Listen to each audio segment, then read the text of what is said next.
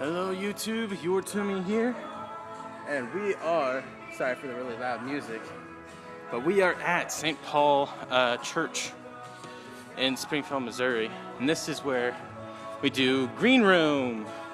I was going to show you, yeah, there it is, Green Room.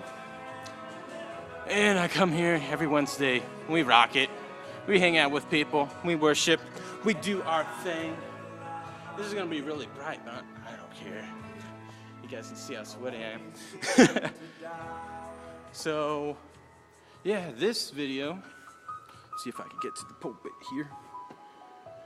This video is about a paper I did around a year ago. And it was on my flash drive of mystery, if you remember, that I lost and probably never going to get back. If you ever want to know what's behind a pulpit, this is it right here. A handkerchief.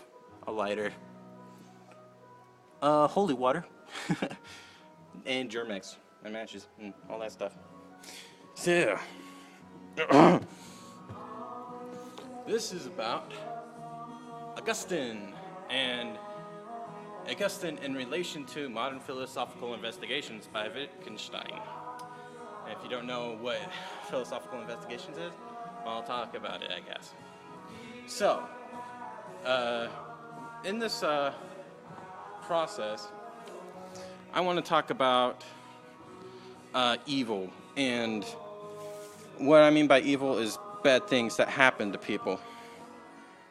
So, Augustine is a church father of Christianity. He basically made Christianity most accessible, explained it. He's a master apologist of Christianity, and yeah, that's that. He's a church father, basically. And he wrote about evil in this way. Natural evil is good in the way, natural suffering, from earthquakes, hurricanes, tornadoes, that sort of thing, is good as a sort of antithesis, I believe is the word he used, as you would use in a poem. Ooh, I almost tripped over a cord right there and destroyed everything. So, I guess we'll just keep on going through St. Paul. So, here's the communion stuff. Woo! So, yeah, it's good. Natural evil. But his emphasis was going to be on moral evil. Evil that was done consciously by men. Or the effect of consciousness of men. Let me explain. So if someone stole from you, that's evil. That sort of thing. We know it's evil in theoretical terms. This is the common room. Sometimes we hang out and watch TV marathons here. So, this is going to be a long video. I haven't even started yet. We're going to be talking about moral evil. So, Augustine says moral evil obviously comes from evil actions or wrong actions, actions that resulted from evil will. And when he describes this, it's not exactly evil will, it's will that comes from post-fall, the fall of man, when man came knowledge and that's what a lot of people believe. I'm going to be talking a little bit about that as well. Hey, here's some guys from Green Room. Doing a religion blog. Doing a religion blog? Yeah. So anyway, as Augustine says, where was I? Oh yes, evil will. So from evil will, the post-fall, it's not as good as it used to be. Here's Kerner, he's the pastor. Here's me. And so we do that. The evil will. Where does this evil will come from? He doesn't say. Instead, he takes his time and sort of tells you how you can take away suffering, take away evil from your life. So, if you want to get rid of the evil will, which causes the evil actions, which causes moral evil, then you must change your will. Hopefully you're writing down all this like in a model.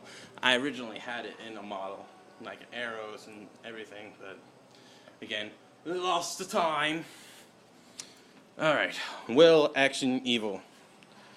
So, you want to change your will to a new will, a rebirth, as it says in the Bible, to aligning your will with the will of God. And that should alleviate suffering in your life. But I want to put that in relation to Wittgenstein's philosophical investigations and his rule following. Now, when I told this to my professor, she was like, I believe that's what you believe. Meaning she didn't, like, follow me. So, take this with a grain of salt. So, man's evil will. Where did it come from? Well, if we want to look through Wittgenstein's philosophical investigations, then we know that the rule of disobeying God, having a will besides his will, had to have come from somewhere. So, if we want to look at the reason that there's evil will, I said we have to look at Satan himself, the rebellious angel.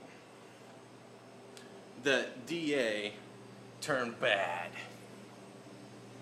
So, God's DA had pride, right? And he rebelled against God. That's the story. Let's stick it to it. Let's go to the next room. This is just a storage thing.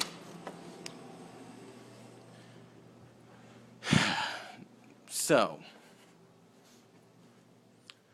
when Satan rebelled against God, that created the rule that you could rebel against God, that rebelling is okay.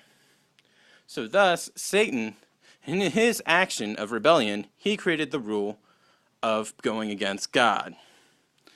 And that's my big idea for you guys, and how even though Satan doesn't personally cause all the evils in this world, he is the cause because he started it. He made the rule. He made it possible that moral evil can happen, because he made the rule. And he made this rule because of pride, a sort of a not inherently evil sort of thing, but it does lead to evil all the time. Every single time you have pride, it leads to evil action, evil will in itself. But when you look at it, you don't say, pride's always bad. So that's how we have the origin of evil.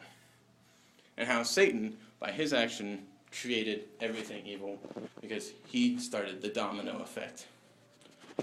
In summary, Satan had pride. That pride led to evil will, rebelling against God. And that evil will led to the action of rebelling against God. That created the rule that it was okay to rebel against God, that God was not the only way to think.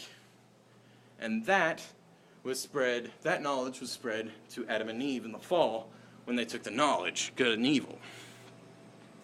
And that then created evil human will, which causes evil human actions, which causes evil moral suffering.